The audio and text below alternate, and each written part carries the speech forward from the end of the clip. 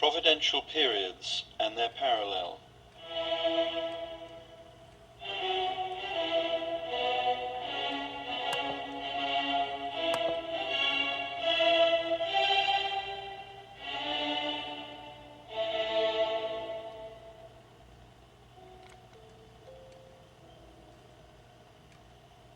During the 400-year period of Egyptian slavery, after Jacob entered Egypt with his 12 sons and 70 kinsmen, their descendants suffered terrible abuse by the Egyptians. During the 400 period of Roman persecution, restoring the period of slavery through substantial parallel indemnity conditions, Christians, starting with Jesus' 12 apostles and 70 disciples, suffered severe persecution in the Roman Empire.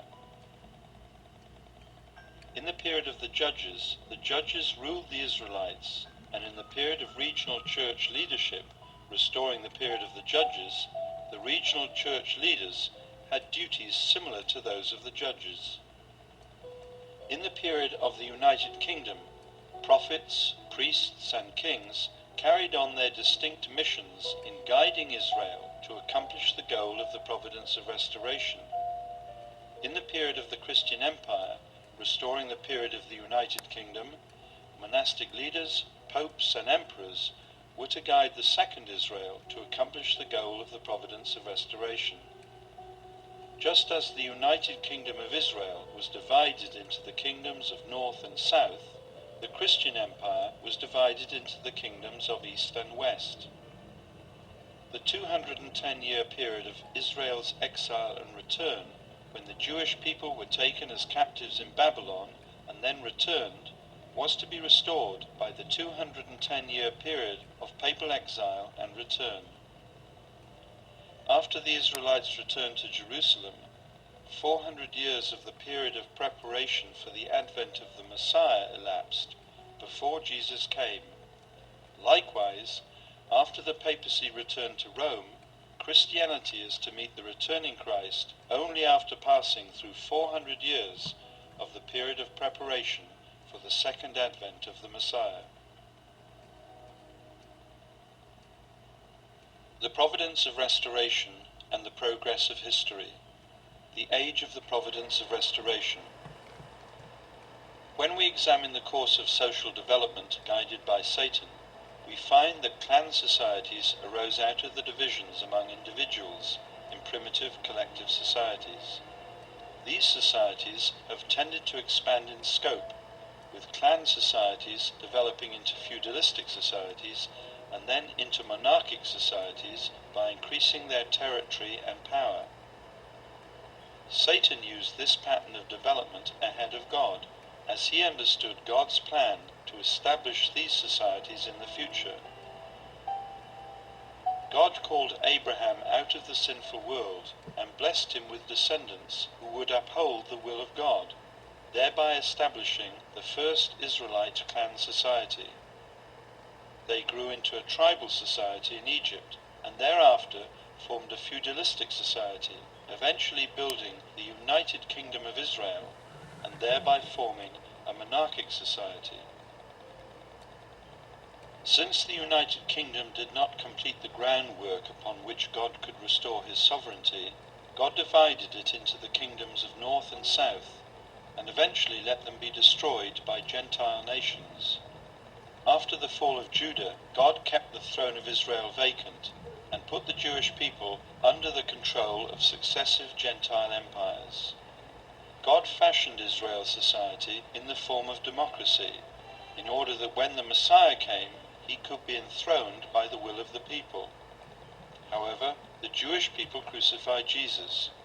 Consequently, the purpose of the providence was attained only spiritually.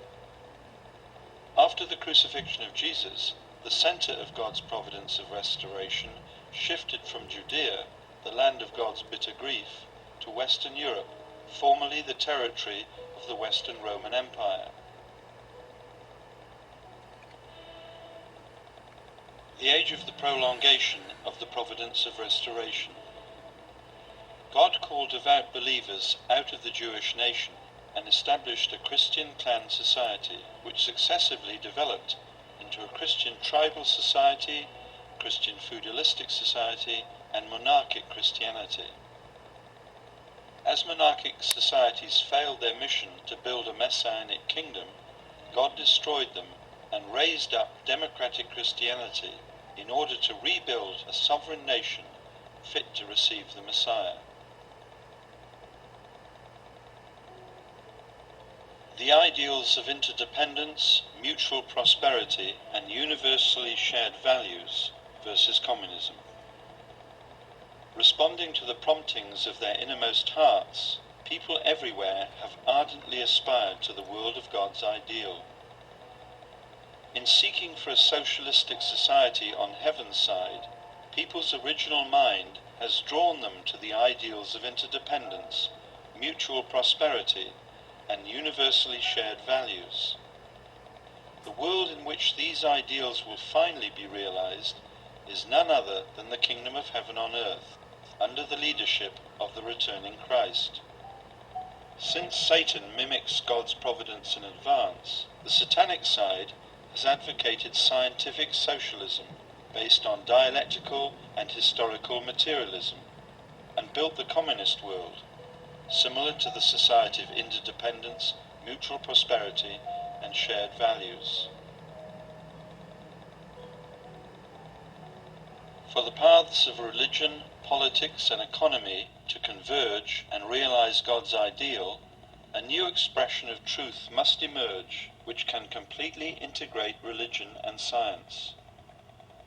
The religion founded upon this truth will lead all of humanity to become one with God in heart. Such people will build an economy in accordance with the divine ideal, providing the foundations for a new political order to realize the ideal of creation. This will be the messianic kingdom built on the principles of interdependence, mutual prosperity, and universally shared values.